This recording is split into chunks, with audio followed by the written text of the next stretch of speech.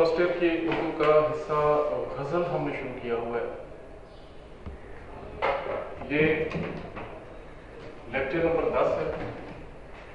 غزل number 9 یہ حضرت موہانی کی پہلی غزل ہے. سب سے پہلے حضرت موہانی کا تعارف. حضرت موہانی کا اصل نام سید فضل الحسن، تخلص حضرت. ان کی شاعری میں روایتی عشق و عاشقی کے موضوعات کے ساتھ ساتھ سیاسی، انقلابی اور معاشرتی موضوعات بھی شامل ہیں. قید و بند کی صحبتیں برداشت کی. اعلیٰ پائے کے غزل گو شاعر تھے. شعلہ بیان مقرر تھے. تحریک آزادی کے روح رواں تھے. انہیں رئیس المتغزلین بھی کہا جاتا ہے. پہلا شعر ہم شروع کریں گے. پہلا شعر ہے: بھلاتا لاکھ ہوں لیکن برابر یاد آتے ہیں، الہی ترک الفت پر وہ کیوں کر یاد آتے ہیں. ترک الفت کا مطلب ہے محبت چھوڑنا، محبت ترک کرنا. مفہوم اس کا ہوگا: محبوب کو لاکھ بھلانے کی کوشش کے باوجود وہ مسلسل یاد آتا ہے. اے خدا ترک محبت پر وہ اور زیادہ کیوں یاد آتا ہے. غزل 4 اشعار پر مشتمل ہے. چوتھا نقطے کا شعر ہے. تو باقی 3 شعر بچتے ہیں. یہ ایک طرح کی مسلسل غزل ہے. تینوں شعروں کا موضوع اور مضمون ایک ہی: محبوب کی یاد میں شاعر ڈوبا ہوا اور ماضی کی یادیں اسے بے قرار کر رہی ہیں. وہ محبوب کو بلانا چاہ رہا ہے لیکن محبوب اسے شدت سے یاد آ رہا ہے. ہم اس شعر کے حوالے سے بات کریں گے. بلاتا لاکھ ہوں لیکن برابر یاد آتے ہیں، الہی ترک الفت پر وہ کیوں کر یاد آتے ہیں. ہم سب سے پہلے عاشق کا جو ایک روایتی کردار ہے غزل کے اندر اس کو ڈسکس کریں گے. عاشق کی جو عشق کی جو تباہ کاریاں ہیں اس کو ہم بیان کریں گے. یہ عشق نہیں آساں بس اتنا سمجھ لیجئے، ایک آگ کا دریا ہے اور ڈوب کے جانا ہے. عاشق عشق میں اذیت مصیبت ملامت بلائیں سہتا ہے. اذیت مصیبت ملامت بلائیں تیرے عشق میں ہم نے کیا کیا نہ دیکھا اور تنگ آ کر. عاشق ترک محبت کا ارادہ کرتا ہے کیونکہ دوستوں کا رویہ بھی اس کے ساتھ ٹھیک نہیں. مجھ سے لپٹا تو میری پشت سے احمد اس نے میرے دشمن کی طرف ہاتھ بڑھایا ہوا تھا. جب انسان عشق کے میدان میں داخل ہوتا ہے سبھی دشمن بن جاتے ہیں، دوست بیگانے ہو جاتے ہیں. زمانہ تان و تشنیع کرتا ہے، برا بھلا کہتا ہے. زمانے تجھے کچھ آئے نہ آئے بدنام کرنا آ گیا ہے. محبوب بے وفائی کرتا ہے، محبوب اسے ہمیشہ نظر انداز کرتا ہے. اثر اس کو ذرا نہیں ہوتا، رنج راحت فضا نہیں ہوتا. بالآخر عاشق ترک محبت کا ارادہ کر لیتا ہے. ان سارے مصائب سے کنارہ کش ہونے کی کوشش کرتا ہے. محبت ترک کی میں نے گریباں سی لیا میں نے، زمانے اب تو خوش ہو زہر یہ بھی پی لیا میں نے. وہ جب ترک محبت کا ارادہ کر لیتا ہے، ترک محبت کر دیتا ہے تو محبوب اسے اور زیادہ شدت سے یاد آنا شروع کر دیتا ہے. ہوتی نہیں دعا قبول ترک عشق کی، دل چاہتا نہ ہو تو دعا میں اثر کہاں. اصل میں انسان میں 2 طاقتیں، ایک عقل اور دوسری طاقت دل. یہ دونوں طاقتیں ہر وقت ایک دوسرے سے برسرے پہ تھا. انسان بعض کا عقل سے اگر کوئی فیصلہ کر بھی لیتا ہے، ضروری نہیں دل اس فیصلے سے متفق ہو. اکثر دل اس فیصلے کو نہیں مانتا. عاشق بھی اگر عقل سے یہ فیصلہ کر لیتا ہے کہ وہ ترک محبت کرے گا، محبت چھوڑ دے گا، محبوب سے کنارہ کشی اختیار کرے گا، لیکن دل نہیں مانتا. تو دل اور زیادہ شدت سے محبوب کو یاد کرتا ہے. اے دوست ہم نے ترک تعلق کے باوجود محسوس کی ہے تیری ضرورت کبھی کبھی. اب عاشق ایک کشمکش کا شکار ہے، ایک مصیبت کا شکار ہے. اس شاعر نے اس شعر میں عکاسی کی: میرے دل کی کشمکش کا کچھ تو ہی حل بتا دے. तुझे भूलना भी चाहूं, तेरी याद भी सताए। एक दूसरे शायर ने इसका जवाब दिया, तेरे दिल की कश्मकश का कोई हल नहीं है शायद, इस शाफ्ते अज़ल से कोई फल नहीं है शायद। तो आशिक जितना ज्यादा महबूब को भुलाने की कोशिश करता है, महबूब उसे उतना ज्यादा याद आता है। हम दूसरे शेर की तरफ बढ़ते हैं। मच्छेर ए हमनशी कैफियत सहबा के अफसाने, शराबे बेखुदी के मुझको सागर याद आते। हमनशी का मतलब है दोस्त, कैफियत सहबा कीमती शराब की कैफियत,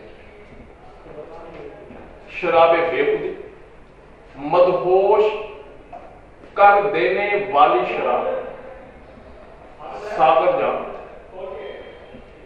ऐ दोस्त, मेरे सामने शराब का जिक्र मत छेड़, मुझे मदहोश कर देने वाली शराब के जाम याद आने लगते हैं। ये इसका मफहूम था।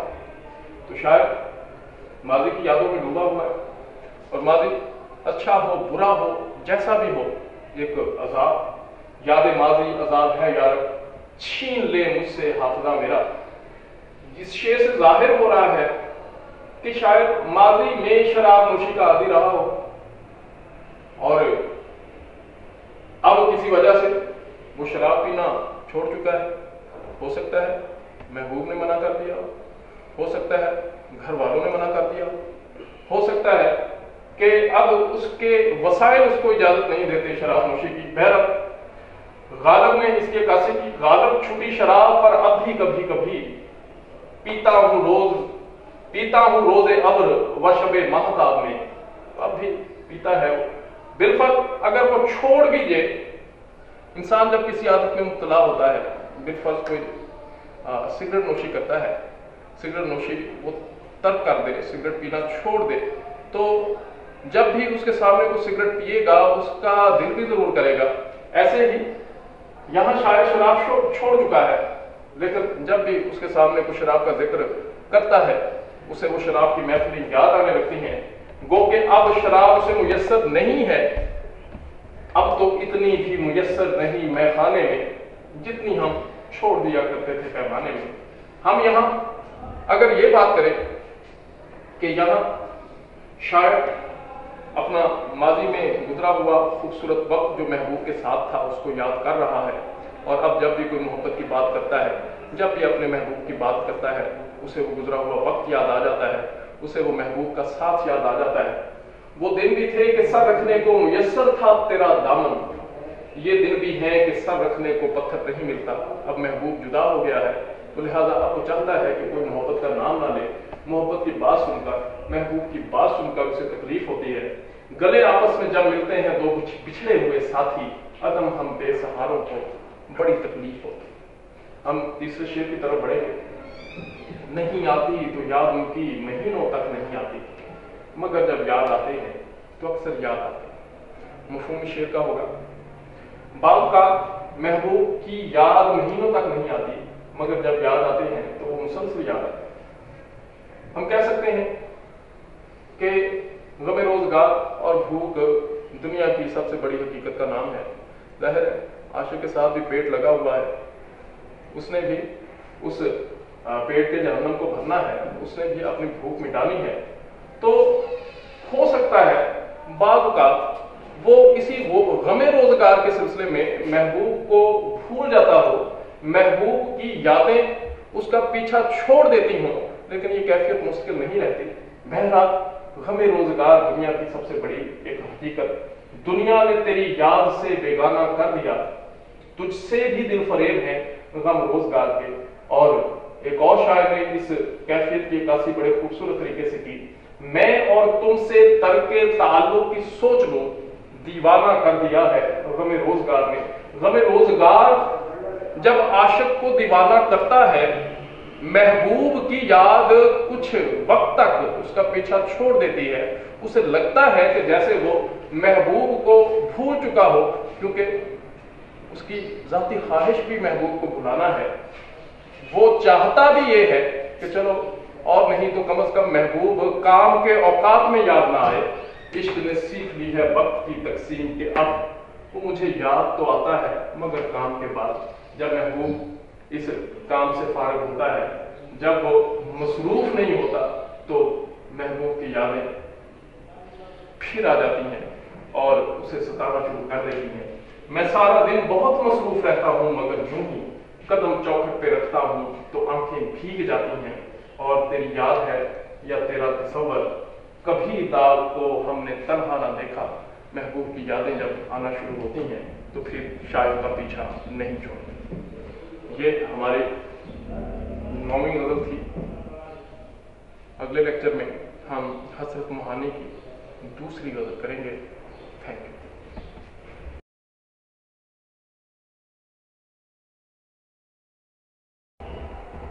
ڈیئر اسٹوڈنٹس، السلام علیکم۔ میرا نام شفیق جان اور میں اردو پڑھاتا ہوں۔ مسلم کالج کی طرف سے آپ کی خدمت میں حاضر۔ فرسٹ ایئر کی اردو کے حصہ غزل میں سے آج ہم حسرت موہانی کی دوسری غزل، یہ غزل نمبر 10 بن رہی ہے، یہ شروع کر رہے ہیں۔ حسرت موہانی کا تعارف پچھلے لیکچر میں پہلی غزل کے ساتھ ہم ڈسکس کر چکے۔ دوسری غزل ہم شروع کرنے جا رہے ہیں، جس کا پہلا شعر ہے: رسم جفا کامیاب دیکھیے کب تک رہے، حب وطن مست خواب دیکھیے کب تک رہے۔ رسم جفا، ظلم کی رسم، بے وفائی کی رسم، حب وطن، وطن سے محبت، مست خواب، مدہوش، خواب میں سوئی ہوئی۔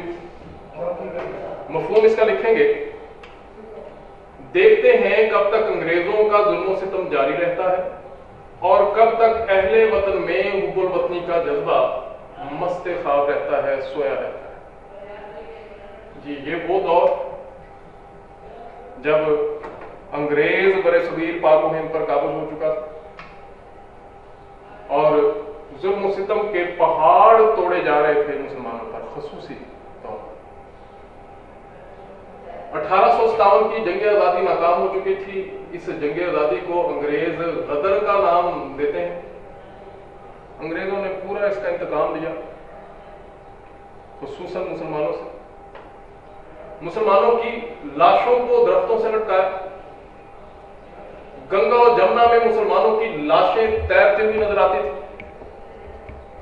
مسلمانوں کی جائیدادیں چھین کر ہندوؤں کے حوالے کر دی گئی، مغل شہزادے نیزوں میں پروئے گئے، مسلمانوں کو زندہ کھولتے ہوئے تیل کے کڑاہوں میں ڈالا گیا، ان کی زبانیں کاٹی گئیں، ان کی آنکھوں میں دہکتی سلاخیں پھیری گئی۔ ہلاکو اور چنگیز نے جو ظلم کیے تھے ان کی جیسے یاد تازہ ہو گئی۔ اب ظلموں کا یہ سلسلہ تھمنے کا نام نہیں لے رہا تھا۔ ایک گردن مخلوق ہے جو ہر حال میں خم ہے، ایک بازوئے قاتل ہے کہ خون ریز بہت ہے۔ ان دنوں مسلمانوں کے 3 طبقے تھے، 3 طبقوں میں جیسے وہ بٹے ہوئے ہوں۔ ایک تو غداروں کا طبقہ تھا جو مختلف طرح کی مراعات لے کر انگریزوں کے اعلیٰ کار بنے ہوئے تھے۔ ایک خاموش طبقہ تھا کہ چلو جو ہوتا ہے ہوتا رہے، ہمیں اس سے کیا۔ ایک وہ لوگ تھے جو محبت کرنے والے تھے، وہ بھی اس ظلم و ستم کو دیکھ کر چپ سادے ہوئے تھے۔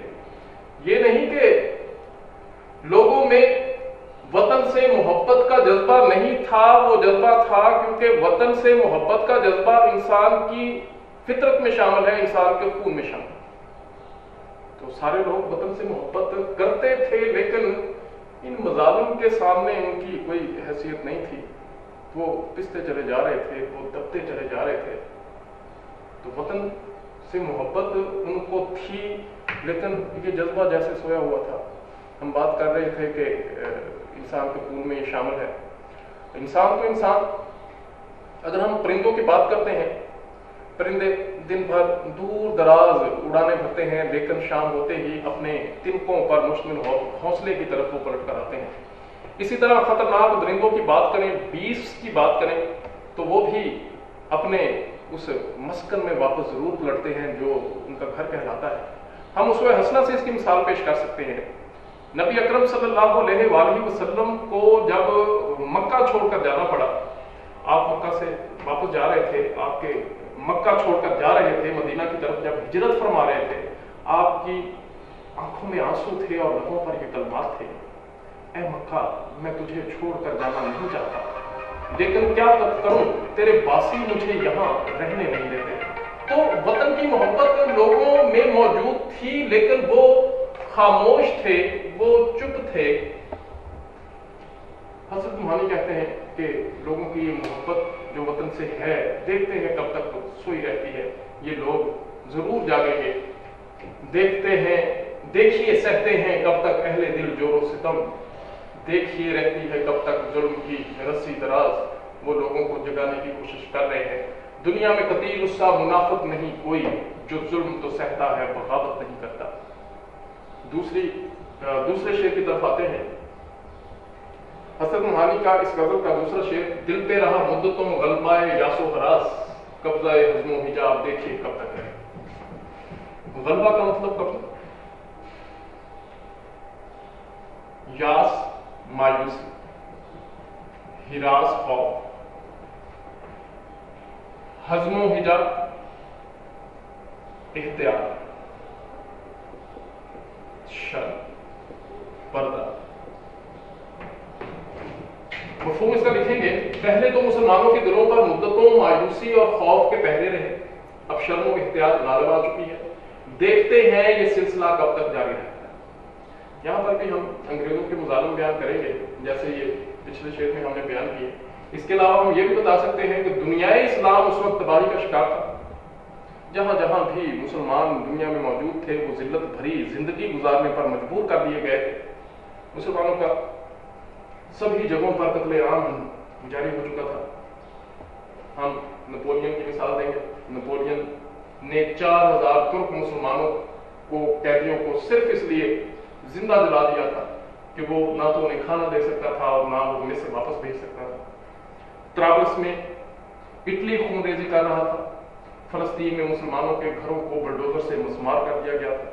मुसलमानों को बैतुल मकदस की दीवार के साथ लाइन में खड़ा करके उन्हें गोलियों से भूना गया।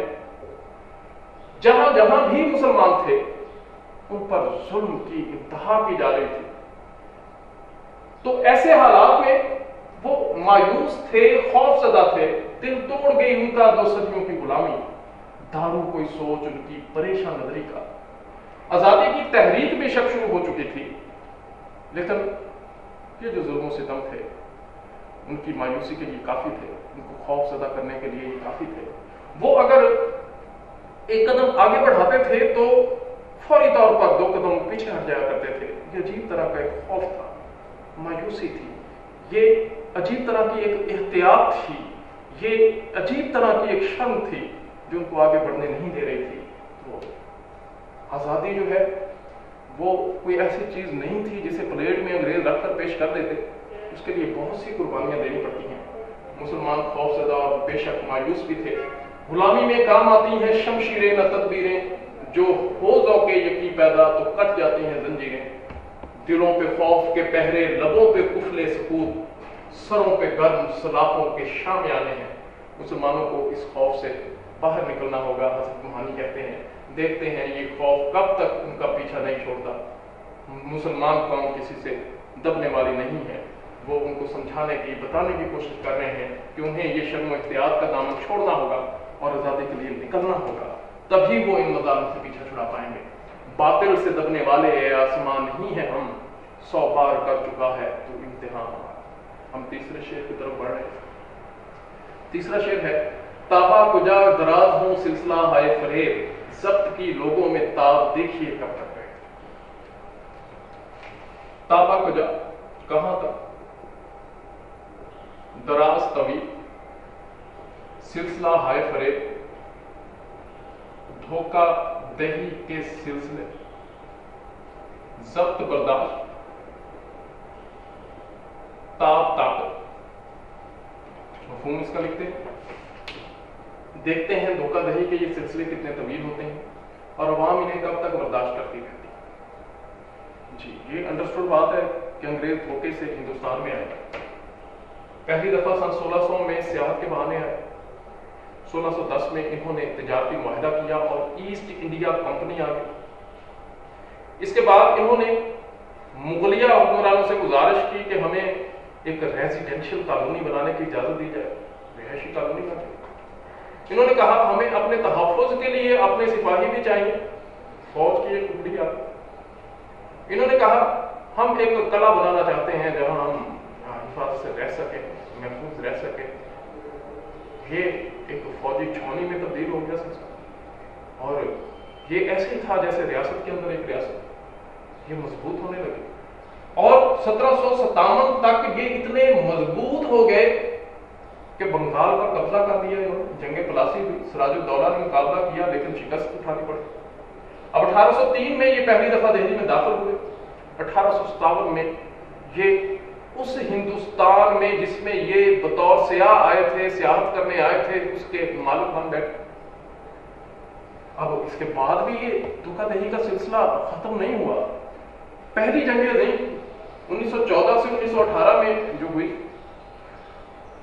اس میں انہوں نے مسلمان سپاہیوں کو بھرتی کیا اور انہیں یہ یقین دہانی کرائی کہ اگر ہم فتح یاب ہو بھی جاتے ہیں تو سلطنت عثمانیہ کو کچھ نہیں کہا جائے گا۔ سلطنت عثمانیہ ترکی ان دنوں خلافت کا مرکز۔ تو جیسے ہی برطانیہ نے جنگ جیتی، سب سے پہلے سلطنت عثمانیہ جو 3 بڑے اعظموں میں پھیلا ہوا تھا، ایشیا، یورپ اور افریقہ، اس کے حصے بکھرے کیے اور اپنے وعدے سے مکر گئے۔ تو یہ دھوکہ دہی کا سلسلہ جو سن 1600 سے شروع ہوا، یہ تاحال اسی طرح چل رہا تھا۔ حضرت کوہانی کہتے ہیں دیکھتے ہیں یہ سلسلہ کب ختم ہوگا۔ لوگ اب بے شک ان کو سمجھ چکے ہیں، جان چکے ہیں، یہ دھوکے باز ہیں، ان سے بڑا دھوکہ دینے والا اور کوئی ہے نہیں۔ لیکن کہتا ہے کہ دیکھتے ہیں لوگوں کی برداشت کب جواب دیتی ہے۔ دل شکستہ ہے فریبوں سے، جفا سے اب تو سازشوں کا نہ کوئی جال بچھایا جائے، اور خواب سے بیدار ہوتا ہے ذرا محکوم، اگر پھر سنا دیتی ہے اس کو حکمراں کی ساحری۔ حضرت کوہانی لوگوں کو، مسلمانوں کو خصوصی طور پہ اپنے قدموں پہ کھڑا ہونے کا ایک درس دیتے ہوئے نظر آ رہے ہیں۔ اے ظلم کے ماتوں لب کھولو، چپ رہنے والوں چپ کب تک، اور دنیا میں قتیل اس سا منافق نہیں کوئی جو ظلم تو سہتا ہے بغاوت نہیں کرتا۔ قتیل سپاہی کا یہ شعر مشہور غزل اس کی، حالات کے قدموں پہ قلندر نہیں گرتا، ٹوٹے بھی جو تارا تو زمین پر نہیں گرتا، گرتے ہیں سمندر میں بڑے شوق سے دریا، لیکن کسی دریا میں سمندر نہیں گرتا۔ اسی کا یہ شعر، دنیا میں قتیل اس سا منافق نہیں کوئی جو ظلم تو سہتا ہے بغاوت نہیں کرتا۔ ہم چوتھے شعر کی طرف بڑھتے ہیں۔ پردہ اصلاح میں کوشش تخریب کا، خلق خدا پر عذاب دیکھیے کب تک رہے۔ پردہ اصلاح کا پردہ، تخریب، تباہی، بربادی، خلق خدا، مخلوق، اصلاح کے پردے میں لوگوں پر تباہی کا عذاب دیکھتے ہیں کب تک مسلط رہتا ہے۔ انگریزوں نے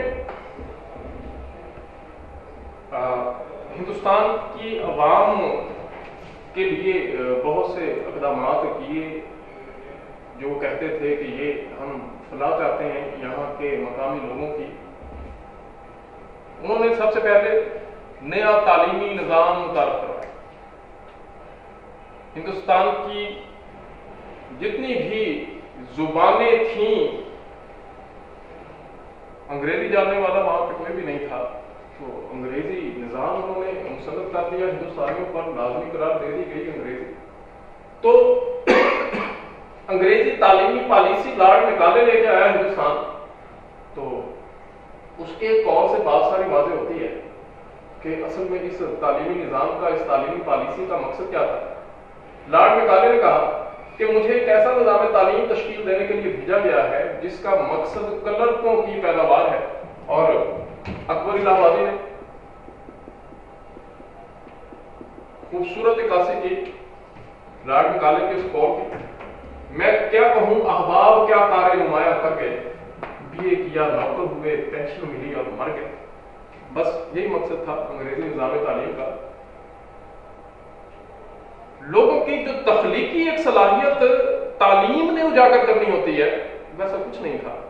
صرف کلرک جو ہے وہ پیدا کرنے کے لیے یہ انگریزی نظام تعلیم دیا اور لوگوں سے کہا کہ کیونکہ آپ نے جدید دنیا کے جو تقاضے ہیں ان کو پورا کرنا ہے, نئی دنیا میں آپ قدم رکھ رہے ہیں, جتنے بھی سائنسی علوم ہیں وہ انگریزی میں ہیں, تو آپ کو انگریزی تعلیم حاصل کرنی ہوگی.